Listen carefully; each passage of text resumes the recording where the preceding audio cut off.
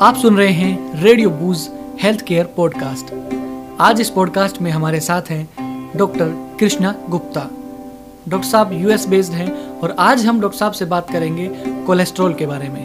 तो डॉक्टर साहब कोलेस्ट्रॉल के बारे में पहले बताएं लिसनर्स को। कोलेस्ट्रॉल एक इतना इम्पोर्टेंट टॉपिक है कि जिसकी जानकारी मेरे ख्याल में आजकल सब अडल्ट्स को होनी चाहिए जी। कोलेस्ट्रॉल एक बहुत बड़ा रिस्क फैक्टर है और पिछले 25 सालों में 30 सालों में जी कोलेस्ट्रॉल की जानकारी से सारी मेडिकल वर्ल्ड को एक नई नॉलेज मिल गई है और सब लोगों को ये पता लग गया है जी कि हाई कोलेस्ट्रॉल एक बहुत बड़ी प्रॉब्लम है अडल्ट्स के लिए जी। और हार्ट डिजीज के लिए one of the major risk factor cholesterol को माना गया है आजकल जी। तो चलिए कोलेस्ट्रॉल के बारे में कुछ बातें जान लेते हैं आज के दिन।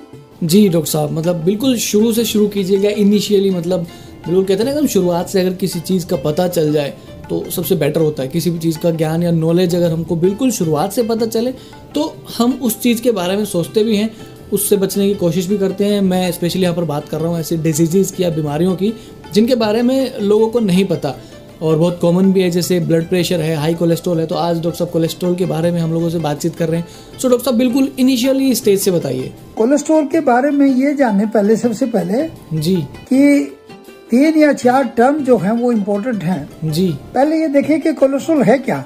कोलेस्ट्रॉल एक फैटी सब्सटेंस है, वैक्सी टाइप का, मोम का जैसे टुकड़ा है कोई, ऐसे कोई जो सारे ब्लड में घूमता रहता है हर टाइम। ओके। और बॉडी में आप कहेंगे कि कोलेस्ट्रॉल अगर इतनी खराब चीज है तो बॉडी में इसकी जरूरत क्या है। जी। एक्चुअली कुछ कोलेस्ट्रॉल का अमाउंट चाहिए बॉडी को, बॉडी में जो सेल होते हैं उनकी सेल की लाइनिंग और मेम्ब्रेन को बनाने के लिए और बॉडी में सेक्स हार्मोन को पैदा करने के लिए ये कोलेस्ट्रॉल की इम्पोर्टेंस है। जी। लेकिन बहुत सारी चीजों की तरह से जब एक चीज का लेवल एक विद इन लिमिट तक होता है तो अच्छा होता है, उससे लिमिट से बाहर अगर हो जाता है तो then it creates a big problem. जी डॉक्टर साहब, अच्छा एक चीज मैं ये जानना चाह रहा हूँ डॉक्टर साहब, जो ये बीमारी है कोलेस्ट्रॉल की, क्या इसका कोई एक पर्टिकुलर एज ग्रुप है या ये किसी को भी हो सकती है? मतलब होता है ना ऐसा कि कोई तो बीमारी ऐसी है कि भाई एक इस ग्रुप के लिए है और कोई बीमारी ऐसी है जो बच्चे बूढ़े जवान सबको लग जाती है। तो कोलेस्ट्रॉल जो है ये कौन से एज के ग्रुप को लगती है? कोई पार्टिकुलर ग्रुप है या सबको ही लग सकती है? तो पहले हम जान लेते हैं कि कोलेस्ट्रॉल जब चेक कराते हैं तो किसको कराना चाहिए चेक। जी। हर आदमी को चेक कराना चाहिए या कि किसी सिलेक्टेड ग्रुप ऑफ लोगों को ब्लड कोलेस्ट्रॉल चेक करना चाहिए। जी।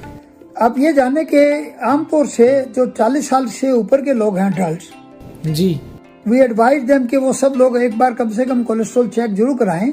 और जब कोलेस्ट्रॉल चेक कराते हैं तो उसको बोलते हैं हम लोग के लिपिड प्रोफाइल बोल देते हैं, क्योंकि सिर्फ कोलेस्ट्रॉल को चेक नहीं करना है जी। टोटल कोलेस्ट्रॉल के साथ एलडीएल का लेवल, एचडीएल का लेवल।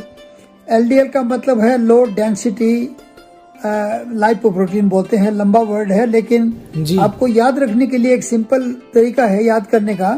जी। एलडीएल का मतलब है कि लेस डिजायरेबल, एलडी बोल याद रखिए आप, लेस डिजायरेबल के नाम से आपको याद रहेगा कि एलडीएल लेस डिजायरेबल है बॉडी के लिए। जी। एचडीएल का मतलब समझ लीजिए कि हाईली डिजायरेबल, एचडी जी हाईली डिजायरेबल। जी। एचडीएल बॉडी के लिए अच्छा है, एलडीएल बॉडी के लिए खराब है, इसलिए लेस डिजायरेबल है। जी।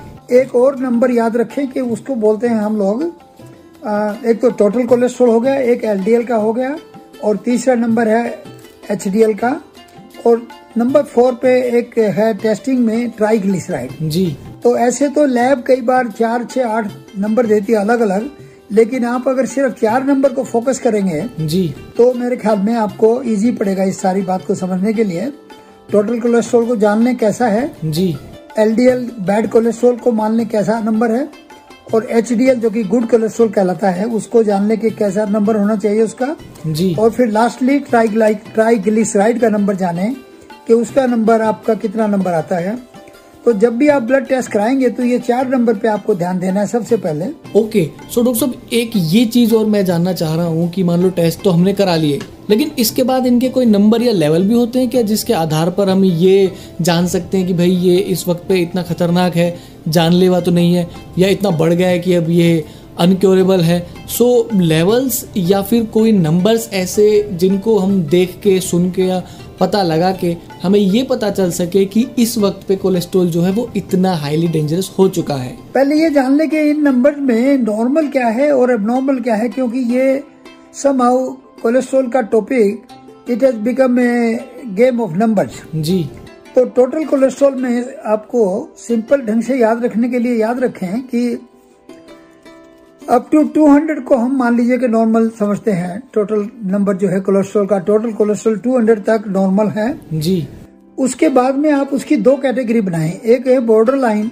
बॉर्डर लाइन हाई का नंबर है कि 200 से 220 के बीच में। जी। उसको हम मानेंगे एक सेकंड के लिए कि वो बॉर्डर लाइन हाई कोलेस्ट्रॉल है। जी। और 220 से ऊपर को मानेंगे कि वो रियल में हाई है।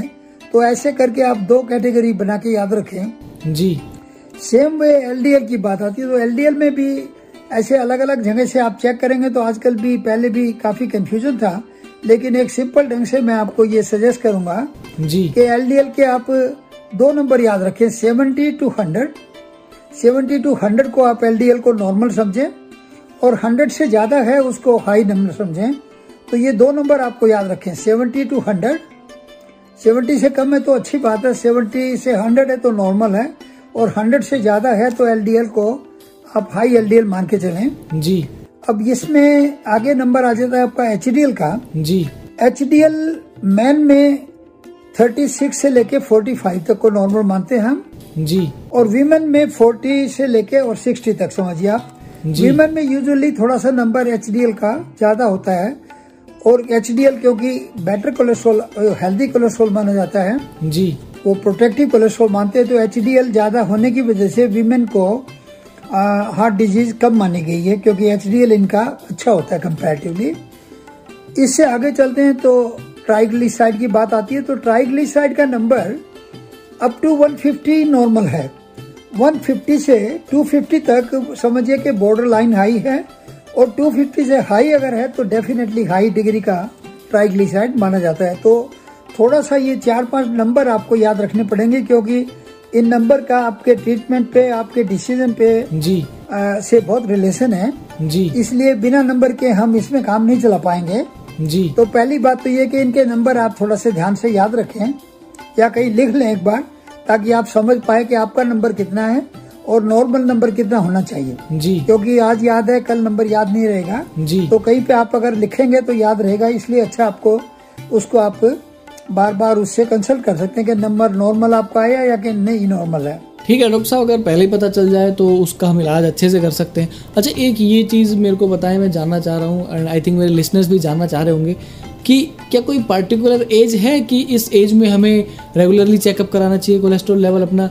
जैसे शुगर का कराते हैं आजकल, ब्लड प्रेशर का कराते हैं, और जो हमारी यूथ जनरेशन है वो तो यही सोचते हैं कि मुझे क्या हो सकता है, मुझे कुछ नहीं हो सकता, वो टेस्ट वगैरह नहीं कराते हैं। तो ऐसी कोई पर्टिकुलर एज है कि भाई आपको इस एज के बाद तो टेस्ट कराना ही कराना, चाहे आप 6 महीने में कराएं, 3 महीने में कराएं, चाहे साल भर में कराएं?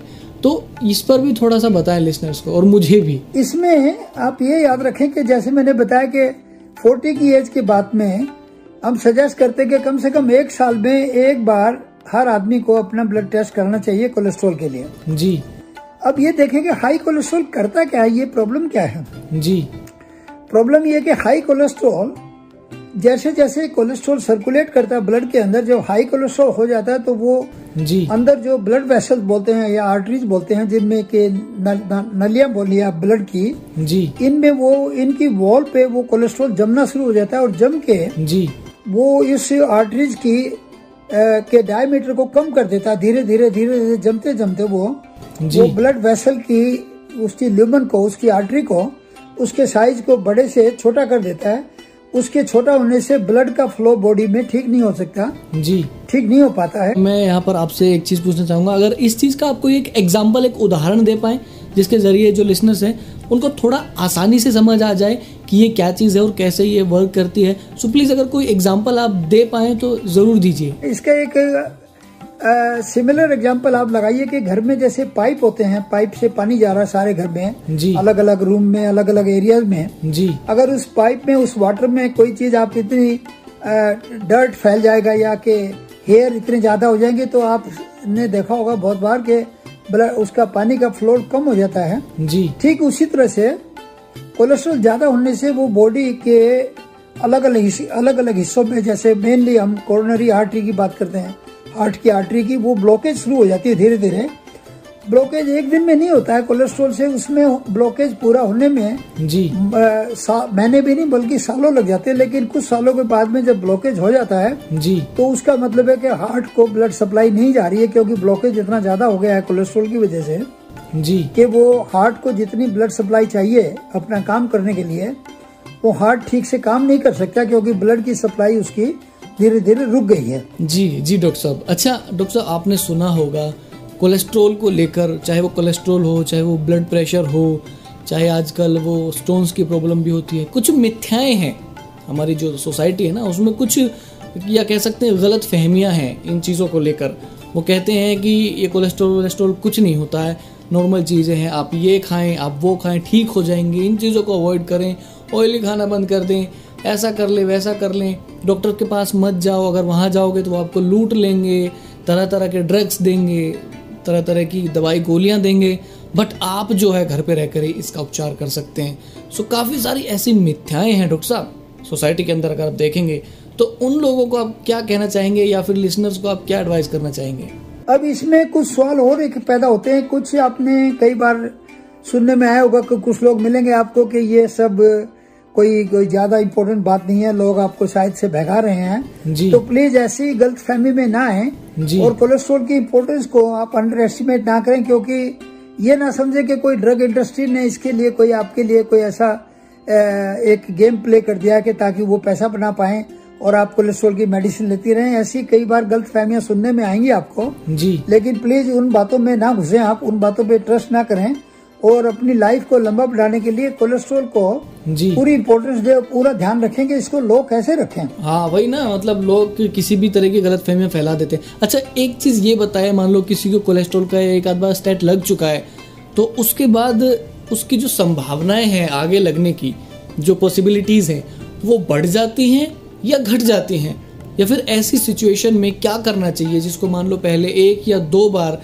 ऐसे स्टेट लग चुका है, तो उसको फिर क्या करना चाहिए अपनी आगे की जो ज़िंदगी है, आगे की जो लाइफ है, उसको अच्छा और हेल्दी बनाने के लिए उसको क्या करना चाहिए, उसके बारे में भी थोड़ा सा बताएं। अगर मान लीजिए किसी आदमी को किसी कारण से पहले ही 1 बार या 2 बार स्टेंट लग चुका है जी, तो उन लोगों के लिए फिर कोलेस्ट्रॉल का क्या नंबर होना चाहिए, ये एक बात ध्यान रखने की है जी।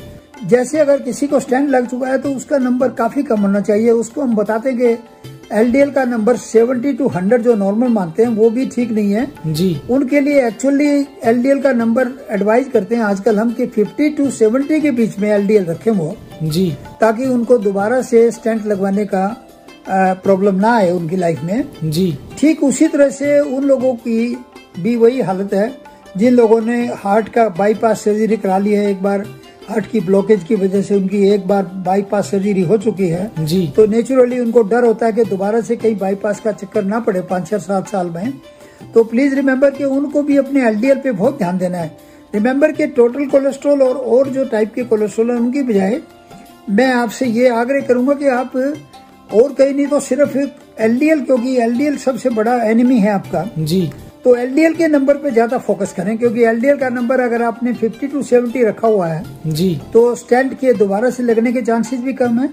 और जो आपने मान लीजिए कि जो बाईपास सर्जरी कराई थी जी, वो भी काफी लंबे टाइम तक आपकी बाईपास सर्जरी चलेगी उसके अंदर। ओके। सो डॉक्टर साहब बहुत ही अच्छी इन्फॉर्मेशन आप दे रहे हैं, काफ़ी यूजफुल चीज़ें बता रहे हैं। सो डॉक्टर साहब एक जैसे हमने बात की थी अभी थोड़े टाइम पहले कि कई लोग जो है दवाई खाना, गोलियां खाना अवॉइड करते हैं, मेडिसिन लेना। सो क्या कुछ ऐसे घरेलू नुस्खे या फिर अपनी जो लाइफस्टाइल होती है उसमें थोड़े बहुत चेंजेस करके क्या हम लोग इसको क्योर कर सकते हैं? वो कहते हैं ना prevention is better than cure.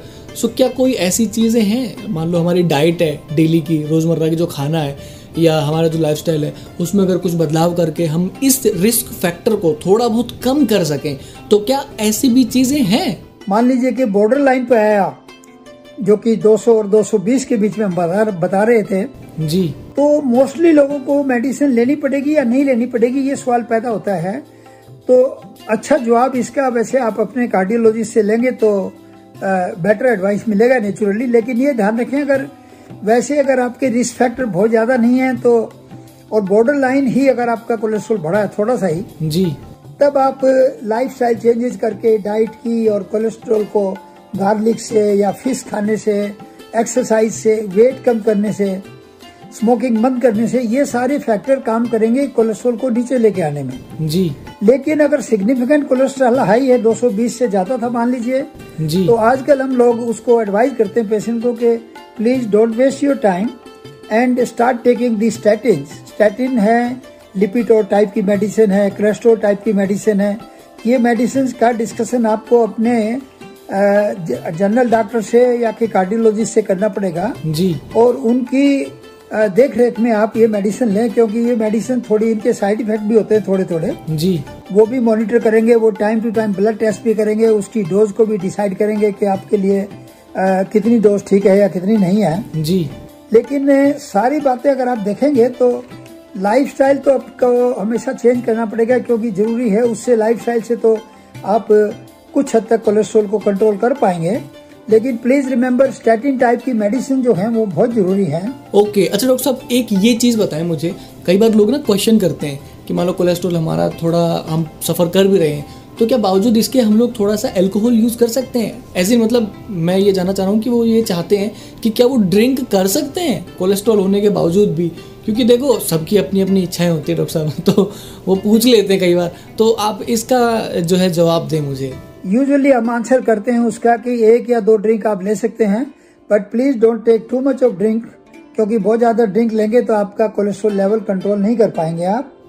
मतलब हल्की फुल्की लें, दवा की तरह ही लें। वो कहते हैं ना दवा और तो मतलब दवा की तरह ही लें। अच्छा डॉक्टर साहब, जैसे मान लो कोलेस्ट्रॉल का किसी का ट्रीटमेंट चल रहा है और वो मेडिसिन भी लेता है, सो देखिए ड्रग्स जो हैं उनकी, स्टेरॉइड्स हैं जो, उनकी साइड इफ़ेक्ट्स तो होते ही हैं। सो इसके क्या कुछ साइड इफ़ेक्ट्स हो सकते हैं जो इसकी मेडिसिन अगर कोई लेता है तो उसको कितना मतलब साइड इफ़ेक्ट हो सकता है, किस टाइप का हो सकता है, उसके बारे में थोड़ा सा बताएं। जनरल स्टेटस में कोलेस्ट्रॉल की अगर प्रॉब्लम है तो इसका मेडिसिन से अगर साइड इफेक्ट होता है तो क्या करें जी। मैं आपको एक स्टैटिन के बारे में एक सेपरेट एक टॉपिक लेके आऊंगा एक दिन पूरा, क्योंकि स्टैटिन की इम्पोर्टेंस बहुत ज्यादा है जी। HDL अगर लो है तो क्या करें, क्योंकि बैड कोलेस्ट्रॉल तो LDL की बात हो गई मेनली, HDL गुड कोलेस्ट्रॉल में आता है और गुड कोलेस्ट्रॉल हमें ज्यादा चाहिए। और काफी लोगों का स्पेशली इंडियन का गुड कंट्रोल यानी कि HDL बहुत अच्छा नहीं होता है, तो ये भी एक अलग से टॉपिक मैं आपसे डिस्कस करना चाहूंगा किसी दिन जी। पर आज के लिए फोकस मेरा LDL पे है और टोटल कोलेस्ट्रॉल पे जी। तो टोटल कोलेस्ट्रॉल और LDL को आप नीचे रखें, लाइफस्टाइल को अच्छा बना के रखें, अपना ब्लड टेस्ट चेक कराएं एटलीस्ट वंस ए ईयर। आपकी फैमिली हिस्ट्री अगर है हार्ट डिजीज की, किसी को फादर को, ब्रदर को, किसी और मदर को, अगर वो लोग अर्ली डेथ हो गई है कि अर्ली हार्ट अटैक हुआ है, तब तो और भी ज्यादा जरूरी है कि आप कोलेस्ट्रॉल की तरफ ध्यान दें, क्योंकि आपका रिस्क हार्ट अटैक का बहुत ज्यादा हो जाता है। तो please take care of this things जी। और हाई कोलेस्ट्रॉल को कंट्रोल करना बहुत जरूरी चीज है। मैं एक बुक आपको 2 मिनट के लिए दिखाना चाह रहा हूँ, अपनी बुक जो कि हाई कोलेस्ट्रॉल की ऑलमोस्ट 25 ईयर्स अगो मैंने ये बुक लिखी थी। और आप कहीं भी अच्छी बुक शॉप में जाएंगे दिल्ली में तो मेरे ख्याल में 3-4 बुक से ज्यादा नहीं मिलेंगी कोलेस्ट्रॉल के बारे में जी। और मेरा अपना विश्वास है कि उन 3-4 बुक्स में से ऊपर की 1 या 2 बुक्स में ये आपको पढ़ने में अच्छी लगेगी, क्योंकि इसमें जनरली स्पीकिंग कोलेस्ट्रॉल के बारे में बहुत चीजें लिखी गई हैं जी। बुक है करीबन ये 250 पेजेस की बुक है, 230 पेजेस की जी। आई थिंक बुक में भी अबाउट 150 और 200 rupees, I am not sure. पर प्लीज अगर कोलेस्ट्रॉल की प्रॉब्लम से अगर आप पीड़ित हैं जी और अगर आपका इंटरेस्ट इस टॉपिक में थोड़ा और ज्यादा है जो बनाना चाहते हैं आप जी, तो मैं आपसे आग्रह करूंगा कि एक कॉपी बुक की आप लें, उसे पढ़ें और उससे ज्यादा से ज्यादा आइडियाज पिकअप करने की कोशिश करें, क्योंकि हाई कोलेस्ट्रॉल की वजह से कितने ही लोगों का डैमेज हो रहा है, हार्ट अटैक होने की वजह से उनकी लाइफ तबाह हो रही है। और ये देखने में आता है यहाँ भी, अमेरिका में भी, और स्पेशली इंडियंस में ये बहुत बड़ी प्रॉब्लम है। एज ए प्रॉब्लम आपको मालूम होगी कि 40, 50, 60 साल से भी कम के लोगों को, 50 साल के लोगों को भी हार्ट अटैक और हार्ट की डिजीज इतनी कॉमन हो गई है जी। तो प्लीज टेक केयर और हाई कोलेस्ट्रॉल को अपने पास में ना आने दें, कंट्रोल में रखें, ताकि आपका हार्ट 60, 80, 90 साल तक काफी अच्छी तरह से काम करे और आप हार्ट अटैक से बचे रहें। So that's it for today. और बहुत शुक्रिया डॉक्टर साहब, आपका बहुत बहुत धन्यवाद। आपने इतनी यूज़फुल इन्फॉर्मेशंस दी, क्योंकि कोलेस्ट्रॉल हो गया, बीपी हो गया, शुगर हो गया, स्टोन हो गया, इन बीमारियों को आजकल लोग बहुत ज़्यादा लाइटली ले लेते हैं कि अरे ये तो हर तीसरे चौथे इंसान की प्रॉब्लम है, सो इसमें ऐसा सच कुछ डरने वाली बात है नहीं।